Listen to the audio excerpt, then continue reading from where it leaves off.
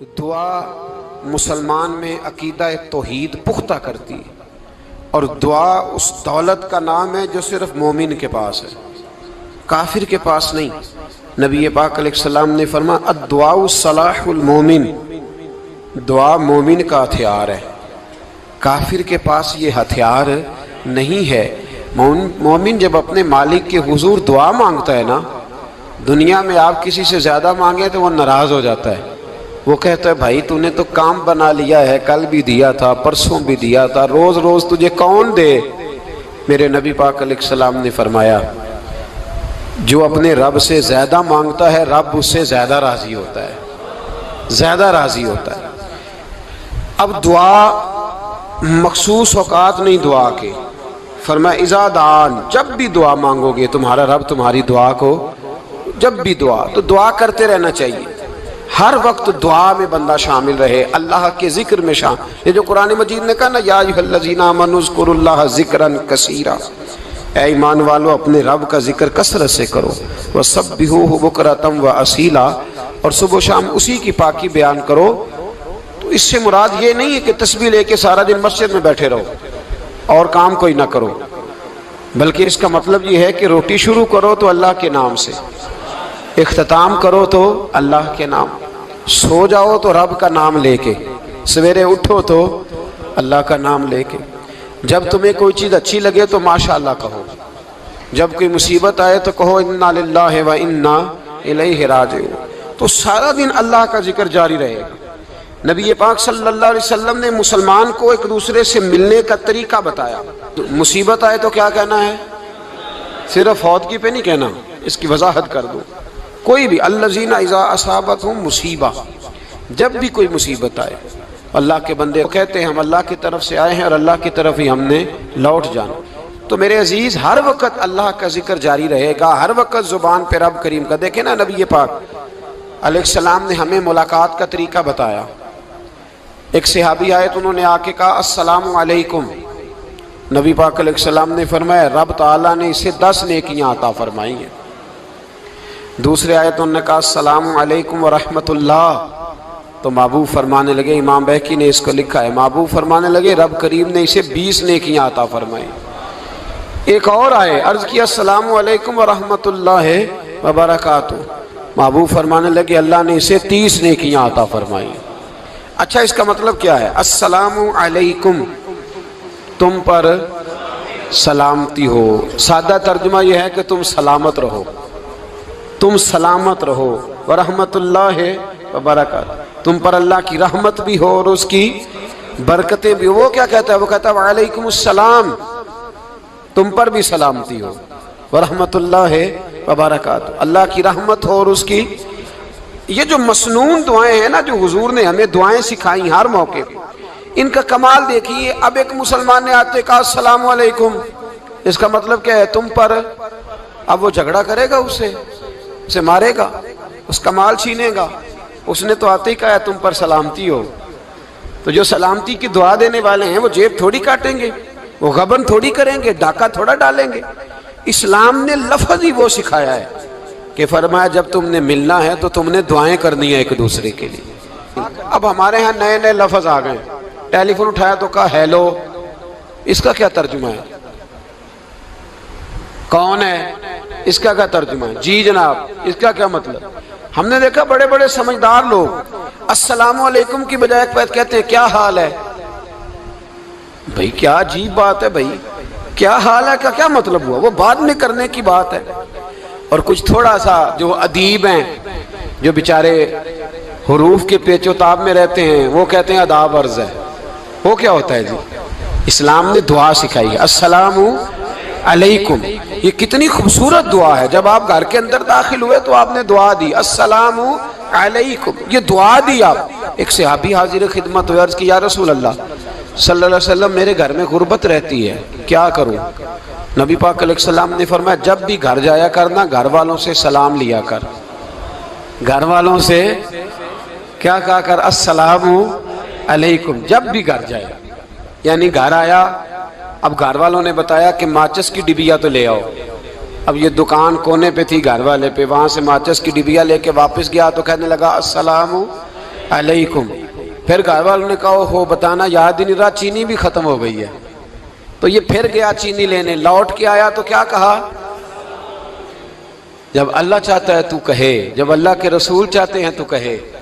اس کا ترجمہ یہ ہے کہ تو کہہ, تو سلام لے. اللہ رسول چاہ رہے ہیں کہ تو سلام لے تاکہ تیرے گھر میں سلامتیاں ڈال دی جائیں. تو فرمایا سلام لینی ہے تو نے, اور ساتھ تو نے اس طرح کرنا ہے کہ 3 دفعہ سورۃ اخلاص کو پڑھنا ہے. امام قرطبی نے اس کو لکھا ہے. اس نے کہا حضور غربت بڑی ہے. غربت بڑی ہے تو کہ وظیفہ بتائیں. فرمایا جب بھی گھر جاؤ سلام لو اور 3 دفعہ سورۃ اخلاص پڑھو. وہ صحابی کہتے ہیں میں پکا ہو گیا. اب وہ کچھ دنوں کے بعد, کچھ عرصے کے بعد, کچھ مہینوں کے بعد واپس آئے تو صحابہ کرام علیہم رضوان فرماتے ہیں ہماری خواہش تھی کہ یہ کچھ بیان کرے, اب بتائے جو وظیفہ لے کے گیا تھا اس کا رزلٹ کیا نکلا. کہتے اس نے بڑی حیرت انگیز بات کی, حیرت انگیز عجیب انداز میں. کچھ لوگوں کا دل ہوتا ہے نا کہ مجھے ملے میرے پڑوسی کو نہ ملے, اور کچھ کا دل ہوتا ہے یار مجھے بھی ملا ہے اور الحمدللہ میرے پڑوسی کو ملا ہے. تو صحابی جب حاضر ہوئے تو صحابہ کہتے ہیں ہمیں تجسس تھا کہ یہ کچھ بتائیں. تو حضور نے فرمایا کیا حال ہے تیرا؟ کہا یا رسول اللہ کمال ہی ہو گئی ہے حضور, میں جب بھی گھر جاتا ہوں سلام لیتا ہوں اور 3 دفعہ سورۃ اخلاص پڑھتا ہوں. میں تو امیر ہو ہی گیا ہوں, میرے تو ہمسائے بھی امیر ہو گئے. کتنا پیارا ہے یہ جملہ, کتنا حسن ہے.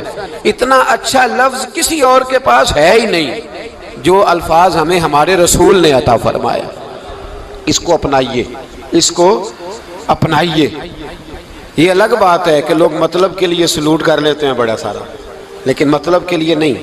جس کو جانے اس سے بھی سلام لیں, جس مسلمان کو نہیں جانتے اس سے بھی. تو نبی پاک نے ہمیں مسنون دعائیں سکھائیں. رات کو جب سونے لگیں اللہ کے رسول صلی اللہ علیہ وسلم نے ہمیں دعا سکھائی. حضور نے فرمایا جب سونے لگو تو مسلم شریف میں فرمایا تم نے یہ دعا پڑھنی, اللہم باسمک اموت و احیا. تم نے کہنا اے اللہ میں تیرے نام پر مرتا ہوں اور تیرے نام پر جیتا ہوں. نبی پاک صلی اللہ علیہ وسلم نے ایک حدیث میں فرمایا کہ یہ جو نیند ہے نا یہ موت کی چھوٹی بہن ہے, یہ موت کا ایک حصہ ہے. جس طرح انسان سو جائے تو کوئی خبر نہیں ہوتی کیا ہو رہا ہے, بالکل وہ اٹھا ہے تو اس نے کہا ہو یہ کیا ہوا. سو جاتا ہے نا آدمی, اسے خبر نہیں ہوتی. اوہو میں نے تو 11 بجے اٹھنا تھا, یہ تو 3 بج گئے. اب اسے خبر نہ رہی. سوتے ہوئے لوگ چوری کر لیتے ہیں, بلکہ اس طرح بھی ہوتا ہے کہ آدمی نے گکھڑ اترنا تھا, وہ پنڈی سے آ رہا تھا لیکن وہ سویا ہوا تھا. آنکھ تب کھلی جب کاموں کی آ گیا تھا. اب اس کا اس پر زور, تو فرمایا کیا پتا اب تو کھل گئی کاموں کی, جا کے لاہور جا کے کسی جگہ پہنچ کے, تو یہ بھی ممکن ہے کہ کھلے ہی نہ, نیند ہی موت کا سبب بن جائے. تو کہہ کے سو کہ یا اللہ تیرے نام پہ سو رہا ہوں. اللہ کس نام پہ سو رہا ہوں؟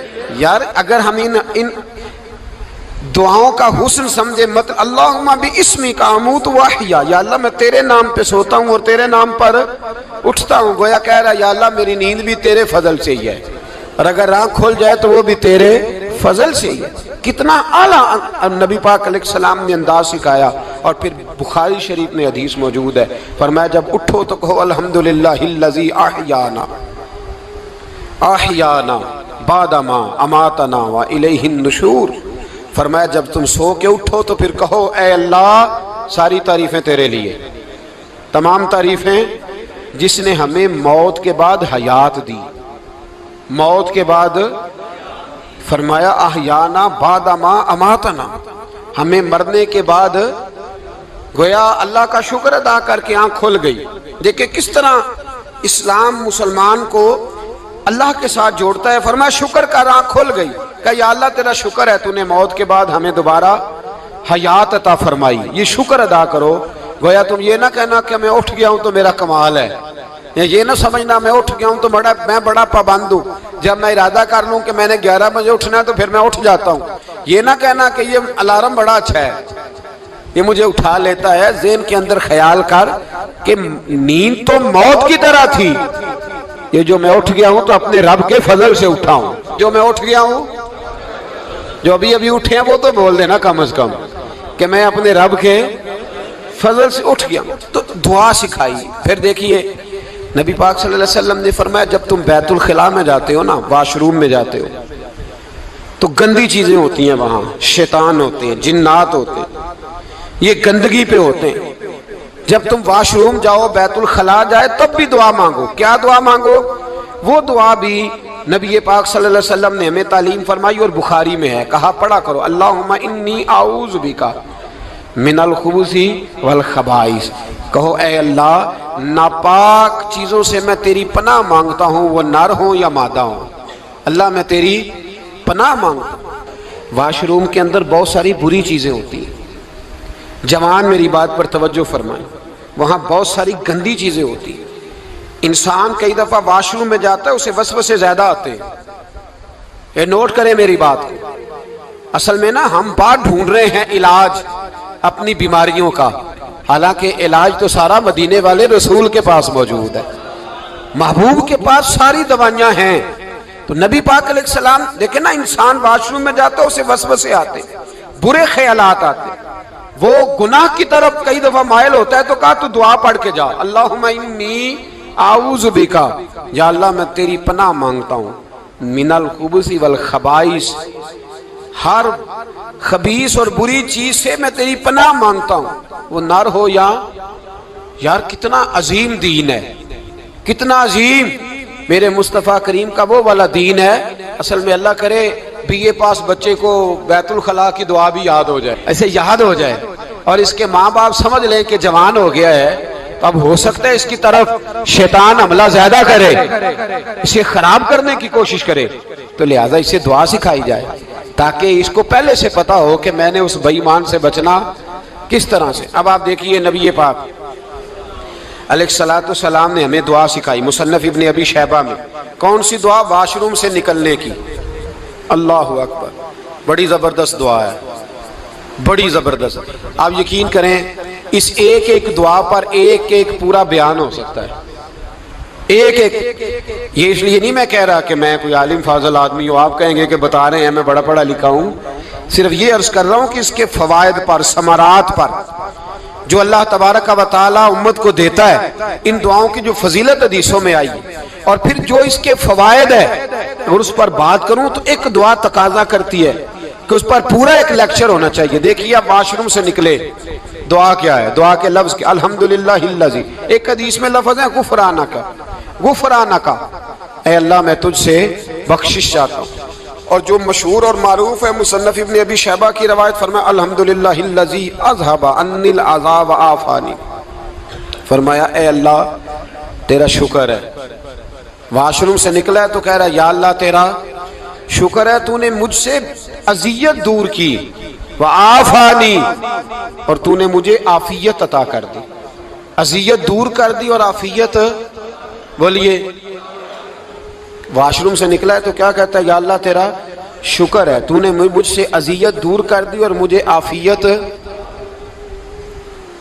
ڈاکٹر حکیم ہومیوپیتھک ایک چیز پر متفق کم ہوتے ہیں، پتہ ہے نا آپ کو، لیکن اس بات پر سب کا اتفاق ہے کہ اگر کسی کو قبض ہو جائے نا تو شاید 70 یا 72 بیماریاں لگ جاتی ہیں اس کو۔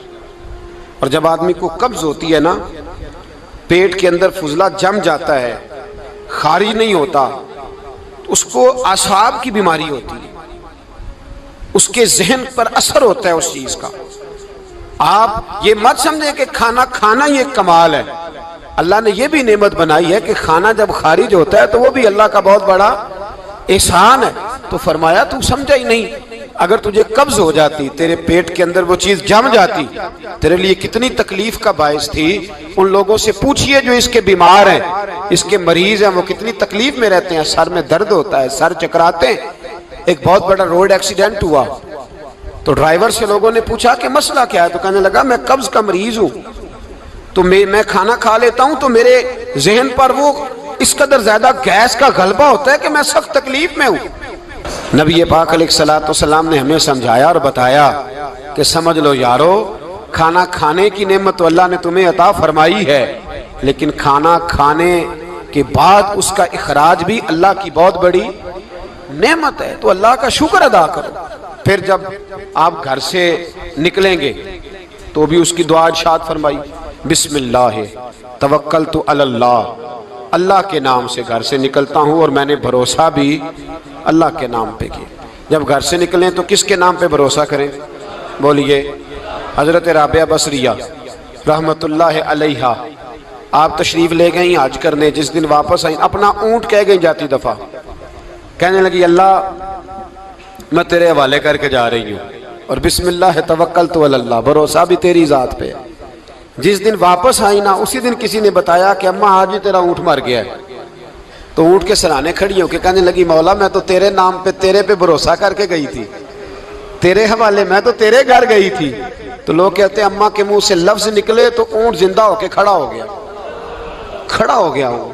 تو اماں کہنے لگی نہیں تمہیں ہی غلطی لگی ہے، مرا ہی نہیں تھا، پہلے سے ہی موجود تھا، وہ اپنی کرامت بھی نہیں ظاہر ہونے دی۔ تو بھائی گھر سے نکلیں تو کس لفظ پر کہ یا اللہ میں تیرے بھروسے پہ نکل رہا ہوں، میں اس کے دو فائدے ہوں گے، ایک تو آپ اللہ کی امان میں جا رہے ہیں، اللہ کی امان میں آ رہے ہیں، اور دوسرا جس گھر کو آپ چھوڑ کے جا رہے ہیں اسے بھی اللہ کی امان میں دے کے جا رہے ہیں۔ تو کتنا لذت والی دعا ہے جو نبی کریم علیہ السلام نے ہمیں سکھائی۔ اب ذرا حدیث سنیں خوش ہو کے، دیکھیں حضور نے دعا سکھائی، فرمایا جب دیکھ لو نا کسی کو ہنستا ہوا، کیا کرتا ہوا؟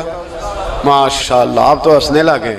جب کسی کو ہنستا ہوا دیکھو تو کہا کرو اضحک اللہ سنک، یہ دعا یہ بخاری ہے، فرمایا دعا مانگا کرو جب کسی مومن کو ہنستے ہوئے دیکھو تو دعا مانگو اضحک اللہ سنک، اللہ تجھے ہنستا ہی رکھے، اللہ تجھے، بولیے جل نہ جایا کرو کہ میں پریشان ہوں تو یہ ہنس کیوں رہا ہے، جھلا نہ کرو، بلکہ کیا کہا کرو اللہ تجھے ہنستا رکھے، اللہ تجھے۔ نبی پاک صلی اللہ تعالی علیہ وآلہ وسلم نے فرمایا، ترمذی میں حضرت اسامہ بن زید رضی اللہ تعالیٰ عنہ سے حدیث مروی ہے، حضور نے فرمایا جس نے کسی کے ساتھ احسان کیا اور جس پر احسان کیا، اگر اس نے یہ دعا پڑھ دی نا جزاک اللہ خیرہ، تو فرمایا اس نے اللہ کی بھی پوری حمد کر دی اور محسن کا صحیح شکریہ بھی ادا کر دیا۔ کیا کہنا ہے؟ جزاک اللہ، اللہ تجھے بہترین جزا عطا کرے۔ اس کا ترجمہ کیا ہے؟ اللہ تجھے بہترین، کیونکہ حضور فرماتے ہیں من لم یشکر الناس ولم یشکر اللہ، جس نے بندوں کا شکریہ ادا نہیں کیا اس نے اللہ کا بھی شکریہ ادا نہیں کرنا۔ تو کیا کہنا چاہیے؟ جزاک اللہ خیرہ۔ اور اگر اماں کہتی ہو بچوں کو انگریزی سکھانی ہے تو کیا کہنا ہے پھر؟ شکریہ ادا کرنے میں کیا کہنا ہے؟ Thanks, thank you. او خدا کے اس کا ثواب کتنا ہے؟